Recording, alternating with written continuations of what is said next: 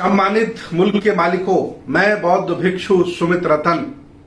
अभी एक बयान आया है और वो बयान आया है भारत में 4 शंकराचार्य होते हैं और चारों ही पद ब्राह्मणों के लिए रिजर्व हैं। एक है स्वामी निश्चलानंद जी शंकराचार्य हैं, वयोवृद्ध हैं, कभी कुछ कहते हैं कभी कुछ उनके मुंह से निकल जाता है। उनका बयान आया है कि मुसलमानों के तीर्थ स्थल मक्का मदीना को मक्केश्वर महादेव घोषित कर दिया जाए। और ये निवेदन नहीं कर रहे, वो आदेश कर रहे हैं। जैसे कि ब्रह्मांड के वो बहुत बड़े अधिष्ठापति हैं। और एक और उनका बयान आया है कि ताजमहल को तेजो महल बना दिया जाए। ज्ञान बापी को जो मस्जिद है उसे हिंदू मंदिर घोषित कर दिया जाए।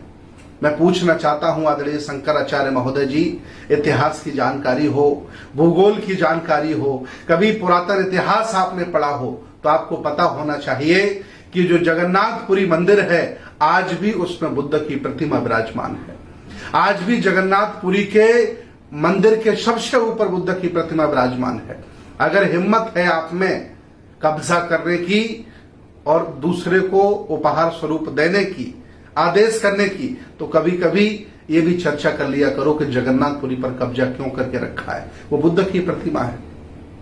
इतना ही नहीं, तिरुपति बालाजी जो पूरी दुनिया कह रही है, शोध पत्र कह रहे हैं कि बुद्ध की प्रतिमा है, कभी कभी विचार करके ये भी कह दिया करो कि तिरुपति बालाजी बुद्ध हैं।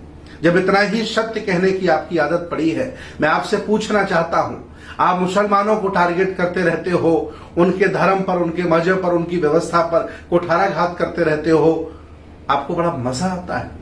और आप जब ये कहते हो तो जो लोग जबरदस्ती बने हुए हैं या हिंदू, जिन्हें हिंदू माना नहीं जाता है, जैसे यहाँ पर अस्पृश्य लोग हैं, अनटचेबल लोग हैं, वो बड़ व्यवस्था में भी शामिल नहीं है। और जो शूद्र हैं, आदि आबादी के शूद्र हैं, ये भी कभी बड़ व्यवस्था में सम्मान नहीं पा पाए, आपकी सेवा करते रहे। ये लोग जबरदस्ती हिंदू बने हुए हैं। इन लोगों को बड़ा अच्छा लगता है जब आप मुसलमानों के मंदिरों पर, उनकी मस्जिदों पर, उनके आचार बने पर कुठाराघात करते हो। आज ऐसा नहीं कि आज मैं बोल रहा हूं आपसे, मैं उस समय भी बोला था जब श्रीलंका ने कोरोना में मरे हुए मुसलमानों को दफनाने की बजाय जलाने का आदेश किया था। मैंने कहा ये दुनिया अलग अलग विचारों की है, अलग अलग धर्मों की है, अलग अलग मान्यताओं की है। व्यक्ति कोई भी धर्म का पालन करे लेकिन कभी किसी धर्म पर आक्षेप ना करे, आरोप ना लगाए, उसको ध्वस्त करने का प्रयास ना करे। हस्र क्या हुआ? श्रीलंका का हस्र। वो भी बौद्ध हैं, मैं भी बौद्ध हूं। सत्य बात को हमेशा कहूंगा कि जब जबरदस्ती आप किसी की संस्कृति, सभ्यता, दर्शन को नेस्तनाबूद करने का प्रयास करते हो, वह नहीं बल्कि आप हो जाते हो। वही श्रीलंका की सरकार खुद खत्म हो गई जो वहां के मुसलमानों को, तमिलियनों को, ईसाइयों को खत्म करना चाहती थी। उसी राह पर देश भारत आज चल रहा है। यहाँ के शंकराचार्य, यहाँ के बड़े बड़े नेता, नफरत फैलाने वाले लोग, जादूगर इसी राह पर चल रहे हैं। ये देश धर्म निरपेक्ष है, इसको धर्म निरपेक्ष बना रहने दो। एक रंग में रंगने वाले लोगों, ये देश रंग नहीं पाओगे, बल्कि आप और आपका कल्चर, आपकी व्यवस्था हमेशा हमेशा के लिए ध्वस्त हो जाएगी। मैं आह्वान करता हूं आदरणीय सरस्वती निश्चलानंद जी से, शंकराचार्य हैं, कि कभी कभी सत्य भी बोल दिया करो। मैं बौद्ध भिक्षु हूं। श्रीलंका के बारे में जो मैंने बताया, अगर तुम में हिम्मत हो तो ये कहो कि जगन्नाथपुरी बुद्ध विहार है, कहो तिरुपति बालाजी बुद्ध विहार है, कहो मथुरा में तुमने बलात् कब्जा किया है, आधी जमीन तुमने मुसलमानों को दे दी, आधे पर तुमने मंदिर बना लिया है, कहो साकेत बौद्धों की है, जबरदस्ती संविधान के विरुद्ध जन भावनाओं के आधार पर तुमने अयोध्या में मंदिर बनवा लिया, कहो ना।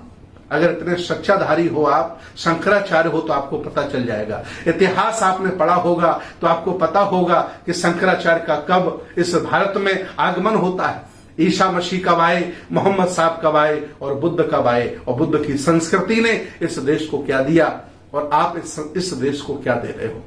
गाय गोबर के अलावा, नफरत फैलाने के अलावा, दूसरों के मंदिरों में, मस्जिदों में कब्जा करने के अलावा आप कभी भी विकास की बात नहीं करते हो। तुलना करते हो तो भारत की पाकिस्तान से करने लगते हो, लोगों को बरगलाते हो। अरे कभी तुलना करनी हो तो रसिया से करो, अमेरिका से करो, जापान से करो, तब समझ में आएगा कि तुलना भी कोई चीज होती है। नफरत फैलाकर कब तक इस देश को बर्बाद करोगे? शंकराचार्य हो, आप सन्यासी हो, आप कम से कम सत्य बोलो, सत्य बोलो। अगर सत्य नहीं बोल सकते हो तो मुंह पर लगाम लगाइए, जुबान पर लगाम लगाइए और मंदिर में बैठ करके रोटियां तोड़ने का काम करिए। देश को बांटिएगा नहीं। बड़े संघर्षों के बाद ये देश इकट्ठा हुआ है, ये तरक्की कर रहा है, प्रगति की राह पर चल रहा है और आप इसे तोड़ करके बर्बाद करना चाहते हो। इस मंसूबे में हम जैसे लोग हजारों हैं, लाखों हैं, आपको कामयाब नहीं होने देंगे। और सत्य होगा वही टिकेगा, झूठ होगा वो मिट जाएगा। बहुत बहुत धन्यवाद, बहुत बहुत साधुवाद।